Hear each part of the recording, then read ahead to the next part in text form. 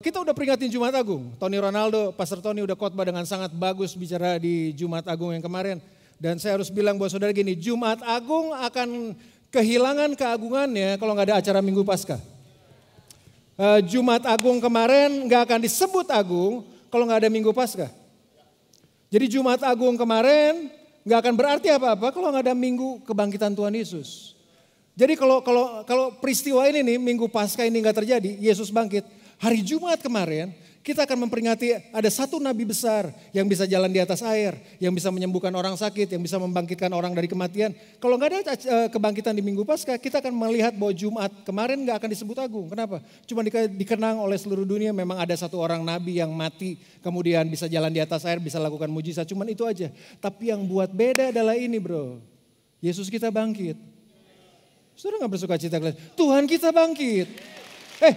Banyak orang mengaku-ngaku jadi Tuhan. Tapi cuma satu Tuhan yang menurunkan diri menjelma jadi manusia dan menyelamatkan kita semua. Dan itu namanya Tuhan Yesus. Itu sebabnya peristiwa Minggu Paskah itu harusnya dirayakan lebih daripada Natal. Walaupun saya tahu nggak ada diskon di mal-mal yang ada kalau acara Paskah mungkin. Tapi kan ya Minggu Paskah kan harusnya dirayakan dengan sangat luar biasa. Ya nggak sih?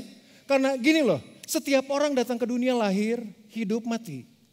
Nggak ada yang bisa bantah. Saudara mau pergi ke Korea operasi plastik, mati mah mati aja nanti. Tinggal tunggu waktunya. Mau minum apapun, mau minum ramuan, mati mah mati aja. Setiap orang adalah lahir, hidup, kemudian mati. Bahkan mati itu nggak bisa ditawar-tawar. Saudara nggak pernah bisa tawar kematian. Setiap kita manusia lahir, hidup, dan mati. Cuman Tuhan Yesus yang lahir, hidup, mati, bangkit, nggak mati-mati. Nah itu kan itu banget kan. Itu yang membuat kita memiliki sebuah pengharapan. Ya gak sih? Itu yang kita peringati di seluruh dunia. Bahwa hari ini adalah hari kebangkitannya Tuhan Yesus. Nah kenapa kemudian, saya sharing ini di Bethlehem North di hari Jumat Agung kemarin. Kenapa kemudian Tuhan Yesus harus mati buat kita? Kemudian bangkit buat kita. Karena Tuhan Yesus mengerti ada sebuah hal yang Tuhan Yesus mengerti adalah gini. Dosa itu sangat serius. Wah, kalau udah ngomongin dosa udah gak ini ya. Dosa itu bukan dodol sagu ya. Dosa itu bagi Tuhan Yesus, dosa itu sangat serius loh. Itu sebabnya dia datang ke dunia, dia mati, kemudian dia bangkit. Dosa sangat serius. Dosa itu nikmatnya sementara, sengsaranya selamanya. Loh kalau dosa gak nikmat gak mungkin kita gak buat dosa. Benar gak sih? Yang ketawa-ketawa kan udah kita pelaku ya. Kita pelaku sama-sama, saya mengerti. Loh dosa itu sangat serius. Karena Tuhan Yesus mengerti bahwa dosa adalah perkara yang serius, dia adalah masalah yang sangat serius, makanya dia harus datang ke dunia untuk bereskan dosa. Karena yang terjadi dengan dosa adalah dosa menyerang hal yang paling penting dalam kehidupan saya dan saudara. Dosa itu menyerang bagian yang paling vital yang ada dalam kehidupan saya dan saudara, dalam kehidupan semua manusia. Dosa itu sedang menyerang hubungan manusia dengan Tuhan. Since the beginning, semenjak dari permulaan. Kenapa dosa itu sangat serius? Karena dia menyerang hal yang paling penting, yaitu hubungan manusia dengan Tuhan. Saudara perlu mengerti, kalau lihat film-film di National Geographic, kenapa kemudian singa kalau dia cari korbannya, menerkam korbannya, itu selalu yang diterkam tuh bagian leher duluan. Karena leher itu beberapa ahli kemudian tulis, leher itu adalah jalurnya oksigen dan jalurnya darah. Kalau dia bisa terkam itu dalam satu terkaman, dia bisa kalahkan tuh korban. Sangat gampang dia kalahkan mangsa itu. Kenapa? Biasanya korbannya akan selalu mati. Atau selalu pingsan atau paling parah dalam mati. Nah dosa itu menyerang bagian yang paling penting dalam hubungan manusia. Dalam kehidupan manusia itu hubungannya dengan Tuhan. Kita bicara mengenai The Connected beberapa waktu yang lalu kan. Kejadian 3 ayat yang ke-8. Kejadian 3 ayat yang ke-8. Kalau saudara gak percaya dosa itu sangat merusak hubungan manusia dengan Tuhan pada ketika itu terjadi. Ketika mereka mendengar bunyi langkah Tuhan Allah. Yang berjalan-jalan dalam taman itu pada waktu hari yang sejuk, bersembunyilah manusia dan istrinya itu terhadap Tuhan Allah di antara pohon-pohonan di dalam taman. Saudara lihat gak? Yang dosa masuki pertama, yang dia rusak pertama adalah hubungan manusia dengan Tuhan. Dari mana ini ayatnya? Saudara bayangin, ntar ayat yang ke-8, jangan yang ke-9 dulu. Ketika mereka mendengar bunyi langkah Tuhan Allah. Adam tuh cuma dengar bunyi langkah di Taman Eden dan dia tahu itu Tuhan. Dari mana itu terjadi? Karena hubungannya udah terlalu dekat. Hubungannya itu udah dalam banget. Cuman bunyi langkah kaki aja melangkah di taman, Adam tahu itu Tuhan. Saya tinggal di Belong, di belakang. Anak Belong, Abel, anak Belong. Saya tinggal di Belong, jadi saya tinggal di bawah. Saya tuh di loteng tuh, ada lotengnya di kamar. Jadi kalau kemudian ada orang melangkah di atas, saya tahu itu mama saya. Kenapa? Bukan karena dia berat, Enggak, dia nggak berat, mama saya nggak berat. Cuman dia ya nggak berat lah pokoknya. Tapi dia tahu itu mama saya, kenapa? Karena saya sepanjang hidup saya meluangkan waktu dengan dia. Cuman langkah kaki aja saya tahu. Saudara bayangin nggak, Adam tuh cuman dengar bunyi langkah Tuhan nih. Sedemikian dekat, sedemikian intim, sedemikian erat hubungan Adam dan Hawa dan manusia pada saat itu dengan Tuhan. Ketika itu belum terjadi, ketika dosa belum masuk, kalau saudara baca, kalau saudara punya buku ya, Alkitab yang versi buku, itu cuma Kejadian 1 dan 2, itu cuma 2 lembar. Itu cuma manusia dalam keadaan yang suci. Dari Kejadian 3 sampai ke Wahyu pasal 22, itu hampir 99,9% isi Alkitab, itu bagaimana Tuhan harus bereskan dosa dalam hidup manusia. Cuma 2 lembar dari Alkitab itu yang menuliskan bahwa kita berada dalam keadaan kudus. Tapi 99% berada dalam keadaan yang berdosa dan Tuhan harus bereskan hal itu. Sedemikian dekatnya Adam dengan Tuhan, bahkan sebelum dosa terjadi. Yang terjadi adalah kalau Tuhan bunyi langkahnya datang, Adam akan berlari kemudian mendekat pada Tuhan. Kenapa? Oh, itu menjadi saat-saat yang dibanggakan. Saat-saat yang dinanti-nantikan. Coba yang punya pacar, kalau pacarnya lagi datang ke rumah. Saudara kan gak pernah biarin anjing saudara keluar duluan. Kita duluan kan kemudian kelapar. Waktu yang gue nanti-nantikan. Sebelum dosa masuk dalam kehidupan manusia, ketika Adam mendengar bunyi langkah Tuhan, mereka berdua kan lari kepada Tuhan. Udah langsung Udah langsung bercengkrama kah, ngobrol sana sini lah, ngopi bareng kah. Itu menjadi sebuah saat yang sangat dinantikan. Tapi kemudian ketika dosa masuk, kalau saudara baca, yang terjadi adalah yang sebelumnya Adam dan Hawa berlari mendekat pada Tuhan, sekarang mereka berlari menjauh daripada Tuhan. Alkitab tulis di hari yang sejuk itu, bersembunyilah manusia dan istrinya. Hal pertama yang dirusak oleh dosa adalah hubungannya dengan Tuhan. Hubungan manusia dengan Tuhan. Sedemikian close-nya, kemudian dibuat menjadi sedemikian jauhnya. Itu sebabnya dosa adalah menjadi satu hal yang sangat serius. Kedatangan Tuhan yang biasanya dinanti, sekarang kedatangan Tuhan tersebut yang dihindari. Itu akibat dosa. Dan dosa itu serius. Yesus bilang pun dosa adalah hal yang serius.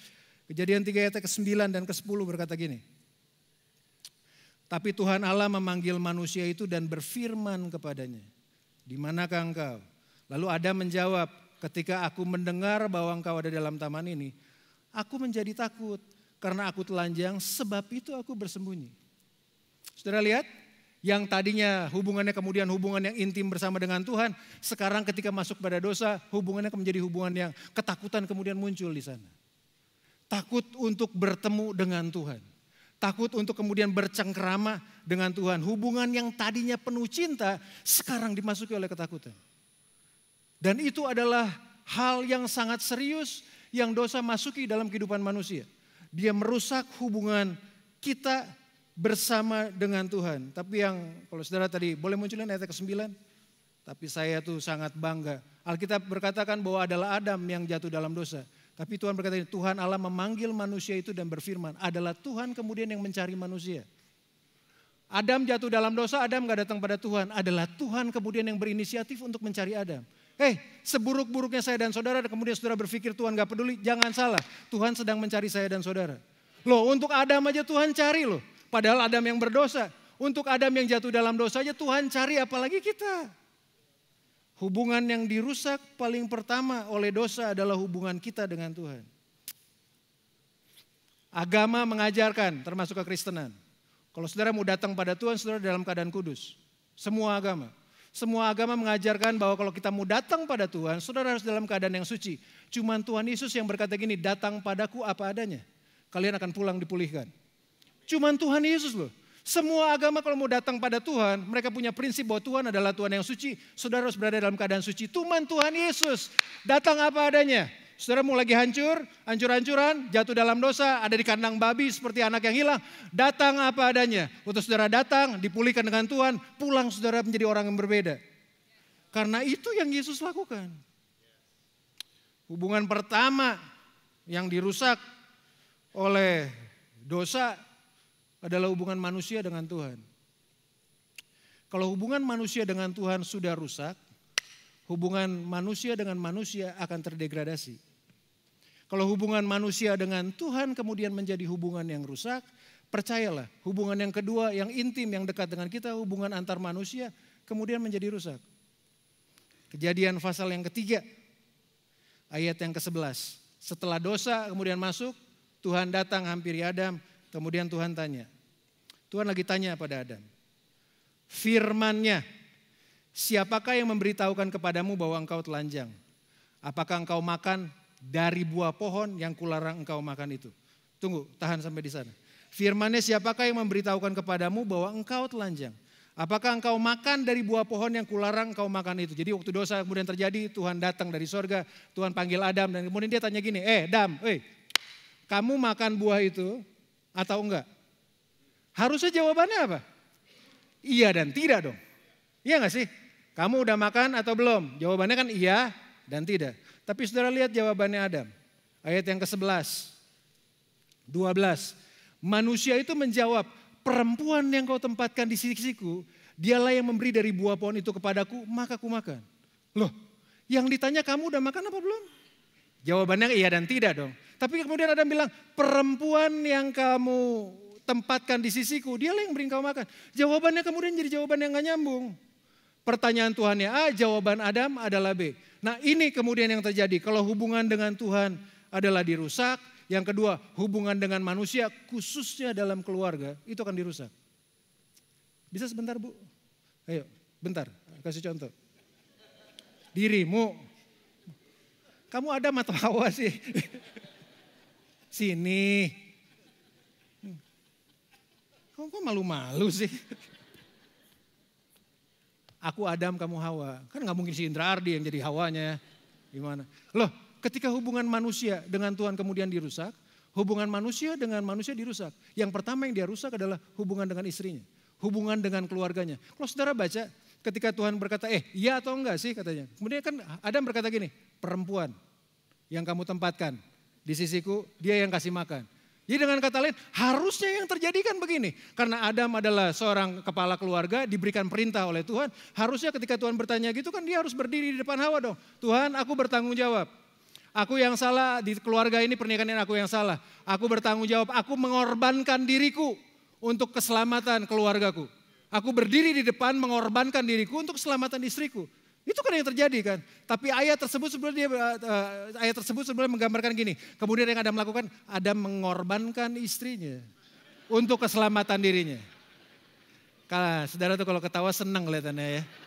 Iya, yang terjadi adalah gitu kan. Hubungan manusia dengan manusia, khususnya dengan istri rusak. Dia korbankan istrinya demi keselamatannya. Calon suami atau calon pria, calon pria lagi kelihatannya. Kalau ada calon pria, calon wanita dong. Thank you. Kalau ada calon pria, calon wanita dong. Kalau saudara gak bisa bertanggung jawab buat diri saudara sendiri, jangan kawinin anak orang. Sorry ya, that's the word. Harusnya Adam mengambil tanggung jawab berdiri untuk lindungin keluarganya. Dia harus mengorbankan dirinya untuk keselamatan keluarganya. Yang terjadi dia mengorbankan istrinya demi keselamatan dirinya. Apakah itu gak menunjukkan bahwa itu adalah hal yang rusak? Merusak yang pertama kali. Lingkup yang paling kecil yang disebut dengan keluarga dan disebut dengan istri loh. Hubungan manusia dengan Tuhan dirusak. Hubungan manusia dengan sesamanya kemudian dirusak. Kalau hubungan dengan orang yang terdekat bermasalah, sudah dipastikan hubungan dengan yang lain akan bermasalah. Jelas lah, udah jelas. Itu sebabnya dosa sangat serius. Dosa sangat serius. Pernikahan itu hasilnya cuma 2 Bapak Ibu. Teman-teman anak muda, kalian akan nikah kan? Iya. Pernikahan itu cuma 2 nanti akibatnya. Itu akan merasakan sorga dunia atau neraka dunia. Cuman itu aja. Cuman itu, gak ada di tengah-tengah. Hari Senin sampai Selasa antara hari sorga, nanti Kamis sampai ini neraka, enggak. Itu sebabnya dosa menjadi hal yang sangat serius. Dan itu berimplikasi langsung kan dalam kehidupan kita sehari-hari. Dalam kehidupan kita sebagai manusia. Dosa merusak hubungan manusia dengan Tuhan. Dosa juga kemudian merusak hubungan manusia dengan manusia. Kemudian yang ketiga adalah dosa merusak hubungan manusia dengan bumi. Karena ayat yang ke-17 berkata gini. Lalu firman-Nya kepada manusia itu. Karena engkau mendengarkan perkataan istrimu dan memakan dari buah pohon yang telah kuperintahkan kepadamu. Jangan makan daripadanya. Maka terkutuklah tanah karena engkau.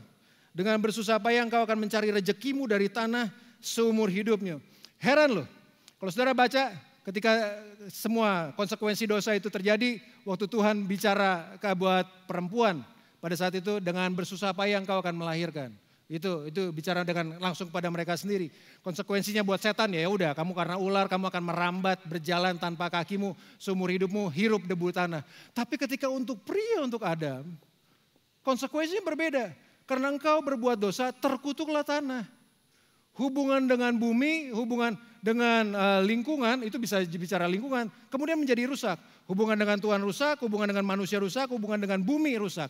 Tanah juga bicara mengenai hubungan dengan pekerjaan, kemudian jadi rusak. Makanya marketplace itu harus dimenangkan bersama dengan Tuhan. Orang-orang yang di dunia usaha, di profesional, karena dosa tanah terkutuk, makanya Yesus datang. Bukan sekedar untuk tebus kita doang, tapi untuk tebus tanah kita. Bahwa pekerjaan kita, profesi kita, apapun juga itu berharga, berguna di mata Tuhan. Halo? 3 part itu adalah hal yang sangat dekat loh dalam kehidupan manusia. Adalah hal yang memang kita hadapi, kita lakukan sama-sama. Hubungan kita dengan Tuhan, hubungan kita dengan sesama kita, hubungan kita kemudian dengan bumi, dengan tanah pada khususnya. Jadi dosa adalah hal yang sangat serius. Dosa kecil yang gak diurus akan jadi masalah besar yang serius. Dosa kecil yang gak diurus, Pak, akan menjadi masalah besar yang serius. Karena Tuhan juga menganggap, dosa itu perkara serius. Itu sebab dosa adalah menjadi perkara yang serius dalam kehidupan saya dan saudara. Dan Yesus berkata gini, Yohanes 8 ayat 34.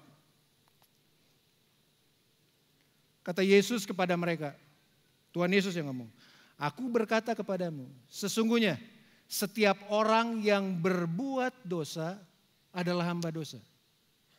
Jadi dosa bukan cuma sekedar dia serius, keseriusannya dosa adalah Tuhan Yesus berkata gini, setiap orang yang berbuat dosa adalah hamba dosa.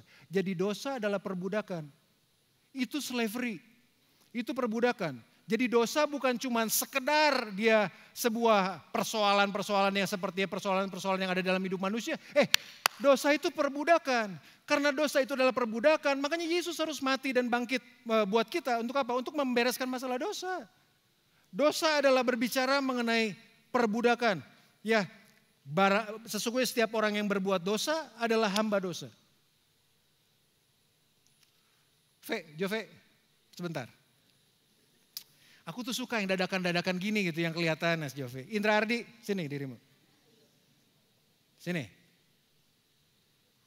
Saya kasih contoh perbudakan itu apa, Bapak Ibu ya. Sini, Fe. Kamu badannya cocok buat dosa. Kamu badannya memang cocok buat manusia. Diam sini. Alkitab tuliskan, setiap orang yang berbuat dosa, dia jadi hamba dosa. Dia manusia nih. Ini dosa.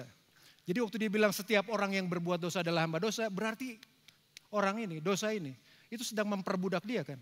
Dia berada di atas loh. Kalau dibilang sebagai manusia adalah hamba dosa, posisi dosa di atas. Dia lagi berkuasa. Makanya jangan nakal kalau aja dia pegang. Loh, artinya kalau setiap manusia adalah menjadi hambanya dosa, dia berkuasa atas ini orang. Dan sehebat-hebatnya manusia punya duit banyak, punya kekayaan banyak, punya kehebatan yang banyak, dia nggak akan pernah bisa ngalahin ini kok. Posisi dia di bawah, posisi dia di titik yang paling lemah. Sekuat-kuatnya dia, agama coba untuk membereskan dosa nggak pernah bisa. Nggak pernah bisa, karena tadi kan dibilang, agama nggak akan pernah bisa membereskan dosa. Dan dia berada dalam perhambaannya dia. Dia jauh lebih kuat, sehebat-hebatnya. Semua manusia yang pernah ada di dunia, saudara bisa itu. Nggak ada satupun yang bangkit dari kematian.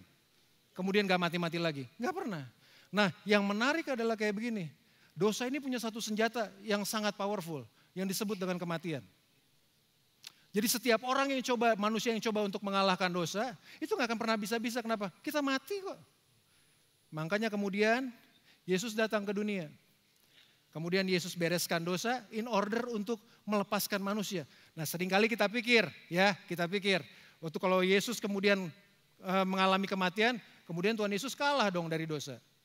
Iya gak sih? Kemudian kalau Yesus kemudian dosa kemudian melakukan pukulannya, kemudian Tuhan Yesus mengalami kematian, seolah-olah sepertinya Tuhan Yesus kemudian kalah pada dosa. Enggak begitu Ferguson, ayatnya ada. Yohanes pasal yang ke-10, ayat yang ke-17-18. Bukan berarti kemudian Yesus kalah terhadap dosa loh. Yesus kalah terhadap kematian, enggak begitu.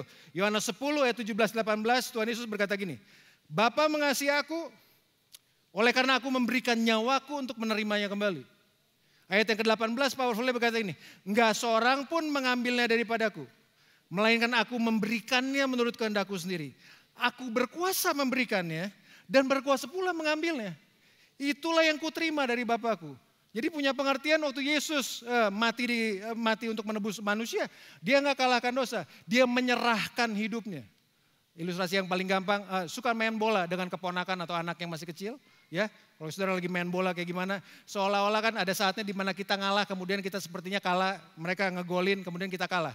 Betul gak sih? Kita lagi main bola sama anak kecil gitu, tiba-tiba kemudian gol, menang, kemudian kita sepertinya kalah. Apakah kemudian kita kalah? Coba kalau diadu full force, sekuat tenaga, gak akan pernah menang itu anak. Sama Tuhan Yesus pula.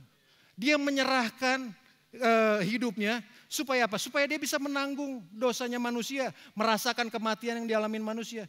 Itu sebabnya dia mati, di titik ini kemudian dia mati. Yang iblis gak tahu, kadang-kadang dia memang bodoh juga sih sebetulnya. Kalau iblis memang tahu rencana Tuhan, selesai itu sepertinya. Ketika Yesus kemudian mati di hari Jumat, hari Sabtu gak ada terjadi apa-apa, di hari Minggu dia bangun. Di hari Minggu kemudian bangkit. Ketika di hari Minggu dia bangkit, dia mengalahkan dosa. Mengambil alih kehidupan manusia, membebaskan manusia dari semua yang ada yang membebani mereka. Sekarang yang dosa yang sudah mengalahkan manusia sudah dibereskan oleh Tuhan Yesus. Dan makanya dia bisa berkata gini, barang siapa percaya padaku akan kuberikan hidup yang kekal. I have conquered the sin. Aku sudah kalahkan kematian loh. Aku sudah kalahkan dosa. Dia udah gak berkuasa lagi. Kesembuhan, berkat semuanya sudah diberikan kepada manusia. Karena cuma Tuhan Yesus, cuma yang lahir tanpa dosa yang bisa beresin dosa. Adam yang pertama jatuh pada dosa, lahir tanpa dosa, dia jatuh dalam dosa. Tapi Adam yang kedua yang namanya Tuhan Yesus, dia bereskan dosa satu kali untuk selama-lamanya. Sekarang keterikatan beban ini, yang terikat manusia, sudah dibebasin. Yang berkuasa dalam hidup dia, saya yang adalah Tuhan Yesus. Tuhan Yesus yang mengambil alih kehidupannya. Jadi saudara gak perlu untuk ingat-ingat masalah dosa. Ada Tuhan Yesus yang berdiri sebagai mediator, sebagai perantara. Yang berdiri untuk membela saya dan saudara jauh lebih kuat daripada kematian. Jauh lebih kuat daripada dosa. Itu sebabnya dia bangkit. Terima kasih bro.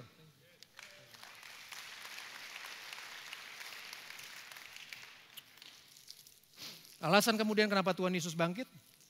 1 Korintus 15 ayat 14 berkata begini. Tetapi andai kata Kristus tidak dibangkitkan, maka sia-sialah pemberitaan kami. Dan sia-sia juga lah kepercayaan kamu. Jadi kalau hari ini kita kumpul, Yesus gak bangkit, percuma kita rame-rame di gereja. Lebih baik kita nonton sepak bola aja. Kenapa? Kalau Yesus gak bangkit. Tapi karena Yesus bangkit. Gak sia-sia kepercayaan kita. Gak sia-sia khotbah yang diberikan di sini, di live group, semua hal yang diajarkan kepada saya dan saudara semenjak 2000 tahun yang lalu sampai sekarang. Gak sia-sia. Kenapa? Karena dia bangkit. Ayat yang ke-17, dan jika Kristus tidak dibangkitkan, ayat yang ke-17, maka sia-sialah kepercayaan kamu dan kamu masih hidup dalam dosamu. Jadi kalau Yesus tidak bangkit, sia-sia kepercayaan kita. Bahasa Inggrisnya berkata, if Christ has not been raised, then your faith is useless and you are still guilty of your sins. Kalau Yesus nggak bangkit, iman percaya kita nggak akan ada artinya apa-apa. Karena ternyata iman kita itu ditaruh pada sebuah dasar yang kuat, kebangkitannya Tuhan Yesus. Bukan yang lain. Bahwa iman kita ditaruh, kepercayaan kita ditaruh di dalam dasar yang kuat, yaitu bahwa Yesus mati buat dosa kita dan dia bangkit mengalahkan dosa kita. Iman percaya kita ada di sana. Jika Kristus tidak dibangkitkan, sia-sialah kepercayaan kamu dan kami masih hidup dalam dosamu. Dan gak cuma berhenti sampai di situ. Kalau kebangkitan Yesus adalah dasar dan sumber iman kita, kalau Yesus yang sama yang sudah mengalahkan kematian, mengalahkan dosa, mengambil semuanya, kutuk yang ada yang harusnya kita tanggung, yang harusnya terpaku di kayu salib itu saya dan saudara loh. Ketika dosa itu masuk sebelah Tuhan sedang berkata pada Adam, di antara kita berdua harus ada yang mati. Cuma itu pilihannya, karena dosa adalah selalu berujung pada kematian. Kemudian karena saking cintanya Tuhan pada manusia, dia cuma berkata gini buat manusia, oke, untuk ini aku biarkan diriku mati menggantikan posisi kamu. Supaya kemana kematian Yesus di kayu salib, kehidupan itu boleh diberikan kepada umat manusia. Makanya salib itu disebut dengan beautiful exchange. Sebuah pertukaran yang indah ketika kematian manusia digantikan kehidupan yang daripada Tuhan. Itu maknanya salib. Makanya yang menjadi tanda buat kita orang percaya adalah salibnya Tuhan. Karena Yesus bereskan itu semua. Kalau Yesus kemudian sudah bangkit, berarti gini, perkataan semua janji yang dia katakan buat saya dan saudara, itu bukan cuma janji-janji manis isapan jempol belaka. Semua janji yang Tuhan beri dalam hidup saya dan saudara, semua yang Tuhan janjikan dalam hidup saya dan saudara, itu adalah janji yang pasti akan digenapi dalam waktu dan kehendaknya Tuhan. Karena apa? Karena dia udah bangkit mengalahkan kematian. 2 Korintus pasal yang pertama, ayat yang ke-20. Sebab Kristus adalah ya bagi semua janji Allah. Itulah sebabnya oleh dia kita mengatakan amin untuk memuliakan Allah. Oleh sebab Kristus adalah ya bagi semua janji Tuhan. Karena Yesus sudah mati buat kita. Kemudian Yesus sudah bangkit dari kita. Semua janjinya adalah ya bagi kita semua.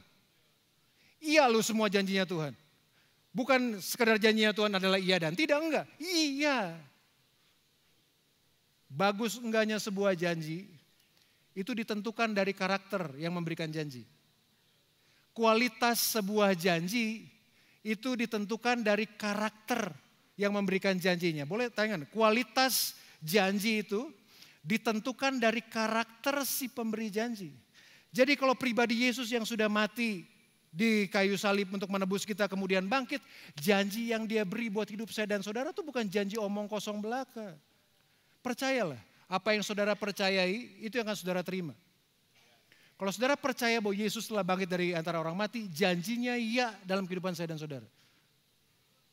Ada satu orang namanya Everett R. Storm, seorang guru pengajar di Kanada. Dia baca Alkitab selama 27 kali, kemudian dia tulis janji-janji Tuhan yang ada di Alkitab. Jadi setelah 27 kali dia baca Alkitab dari depan sampai belakang, dia catat janji-janji Tuhan, kemudian dia sampai pada sebuah konklusi, pada sebuah kesimpulan dia berkata gini, ada 7.487 janji Tuhan yang ada di Alkitab. 7.487 janji Tuhan di Alkitab. 1.104 janji ada di Perjanjian Baru. Ada 7.706 janji ada di Perjanjian Lama. Ada 7.487 janji Tuhan yang ada di Alkitab. Kita menjalani hari kan 365 hari, betul gak sih?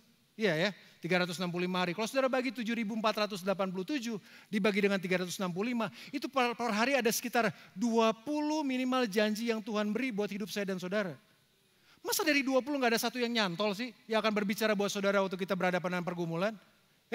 Masa kan gak ada satu atau dua atau tiga mungkin yang akan menemani kita menjalani hari-hari kita. Karena yang memberikan janji sudah mati dan bangkit buat kita, janjinya iya dan amin. Karena Alkitab tulis begini kan tadi kan. Sebab Kristus adalah iya bagi semua janji Allah. Itulah sebabnya oleh dia, oleh Kristus, kita mengatakan amin. Kita bisa mengatakan setuju karena Yesus yang kita sembah enggak cuma sekedar mati tapi dia bangkit buat saya. Itu kuasa kebangkitan loh. Menyebabkan semua perkataan janji yang Yesus katakan itu adalah iya bagi kehidupan saya dan saudara. Saya nggak tahu janji siapa yang saudara pegang.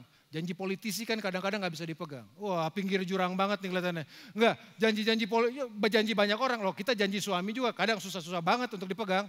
Iya nggak sih? Saudara nggak ngaku kelihatannya atau saya ngaku doang kelihatannya. Loh iya janjinya kita kan kadang-kadang nggak bisa dipegang orang. Makanya ada sebuah pantun ya. Terang bulan terang dikali. Cakep, asik. Aku suka cakepnya sebetulnya. Terang bulan terang dikali, buaya ngambang disangka mati. Jangan percaya mulut lelaki selalu berjanji tapi selalu mengingkari. Katanya begitu. Itu kan orang dulu. Gak usah ditepuk tangan loh. Orang tepuk tangan. Pastor Candi main tepuk tangan. Enak aja. Itu bukan komplimen lagi. Itu bukan pujian. Itu sindiran itu sepertinya kelihatannya. Loh itu kan janji manusia. Janji Tuhan kan beda. Cuman janji Tuhan yang gak pernah kenal kadaluarsa. Janji Tuhan gak pernah expired. Kenapa? Karena kasihnya gak expired. Saudara pikir dia mati di kayu salib bangkit karena kemudian dia kehilangan kekuasaannya? Enggak. Kebangkitannya membuktikan bahwa semua yang dia janjikan akan berlaku bagi hidup saya dan saudara. Itu yang harus dipegang. Sebab semua janji Tuhan adalah iya. Bagian saya adalah untuk mengatakan amin. Sepakat, setuju dengan Tuhan. Ujungnya apa? Untuk memuliakan Tuhan. Jadi kalau Tuhan genapin janjinya dalam hidup saya dan saudara, bukan untuk semata-mata untuk kepentingan saya. Bukan semata-mata saudara harus punya mobil 20, mobil 30. No. Bukan cuma sekedar itu. Ujung daripada janji Tuhan adalah semuanya untuk kemuliaan nama Tuhan. Dan dia akan genapin janjinya. Karena dia bukan sekedar genapin janjinya, dia sudah buktikan bahwa dia mati, dia hidup, dia mati mengalahkan kematian, kemudian dia bangkit karena dia memang mediator. Satu-satunya perantara, satu-satunya penguasa dalam kehidupan saya dan saudara. Roma 8 ayat yang ke-11. Saya akan akhiri di sini Roma 8 ayat yang ke-11. Jika roh dia yang telah membangkitkan Yesus dari antara orang mati diam di dalam kamu, maka ia, yaitu roh dia itu, yang telah membangkitkan Kristus Yesus dari antara orang mati, akan menghidupkan juga tubuhmu yang fana itu oleh rohnya yang diam di dalam kamu. Jika roh dia yang membangkitkan Yesus dari antara orang mati, jika Roh Kudus yang membangkitkan Yesus dari antara orang mati, dia berkata, diam di dalam kamu. Itu roh yang sama yang bangkitkan Yesus dari antara orang mati akan juga membangkitkan tubuhmu yang fana itu. Akan juga membangkitkan tubuh jasmani yang fana. Itu bicara kesembuhan pribadi, oke. Tapi ketika Roh Kudus yang membangkitkan Kristus dari antara orang mati diam di dalam diri saya dan saudara, dia juga akan membangkitkan harapan yang lemah pada pagi hari ini. Dia akan membangkitkan semangat yang letih lesu pada hari ini. Kalau Roh Kudus yang membangkitkan Yesus dari antara orang mati diam di dalam kamu, pernikahan saudara akan menjadi pernikahan yang dipulihkan bersama dengan Tuhan. Keluarga kita akan menjadi keluarga yang dipulihkan bersama dengan Tuhan. Apapun yang mati ketika Roh Kudus itu tinggal di dalam, roh yang sama yang membangkitkan Kristus dari antara orang mati itu tinggal di dalam diri saya dan saudara. Roh yang sama pula yang akan memberikan kekuatan, memberikan pemulihan, memberikan kebangkitan bagi keadaan kita pada saat ini. Saya nggak tahu apa yang saudara alami pada kesempatan pada pagi hari ini. Karena ayat-ayat ini udah menjadi ayat-ayat perenungan selama 1 bulan. Minggu ini bukan minggu yang baik-baik buat saya dan keluarga. Ya, karena ada beberapa hal yang kemudian yang memaksa kami harus berpikir dan kemudian berdoa dengan lebih keras sepertinya.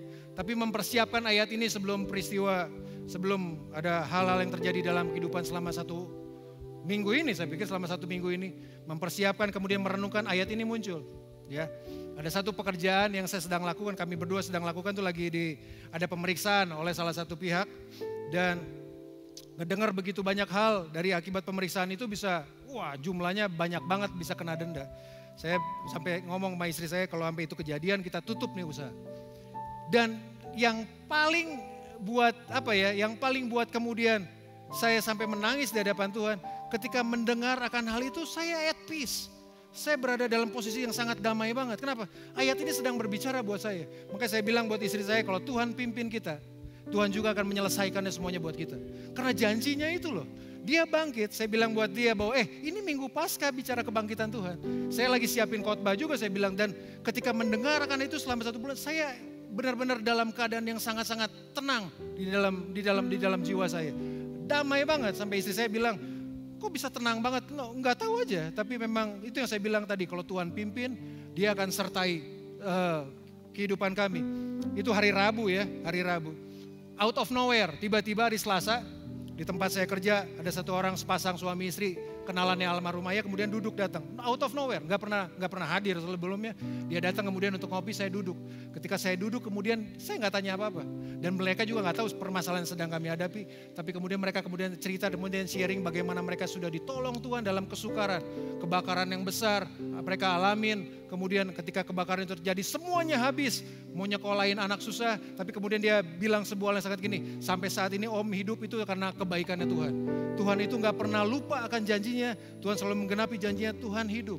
Itu mendengar begitu ya, sementara di dalam hati saya bilang Tuhan tuh gak main-main banget sayang sama saya. Dia berdiri menguatkan kami itu. Kesaksiannya kemudian menguatkan kami dan ayat ini kemudian berbicara Pak. Kalau roh Tuhan, yang Roh Kudus yang membangkitkan Yesus dari antara orang mati diam di dalam kamu. Semua janji Tuhan akan menjadi iya dalam hidup saya dan saudara. Enggak ada enggaknya, semua janji Tuhan iya. Dan roh itu juga yang akan membangkitkan tubuh kita yang fana. Membangkitkan keluarga yang sedang bermasalah. Anak-anak yang sedang lari daripada Tuhan. Apapun juga yang mati kalau roh itu kemudian tinggal dalam saya. Dalam pernikahan, dalam keluarga kita.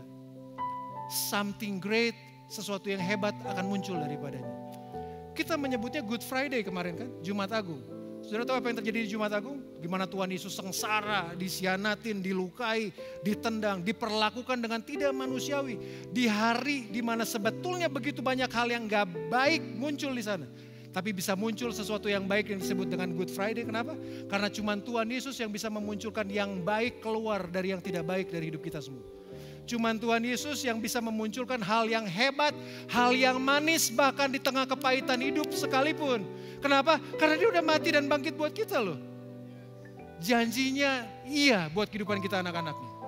Amin, gak akan pernah berkesudahan.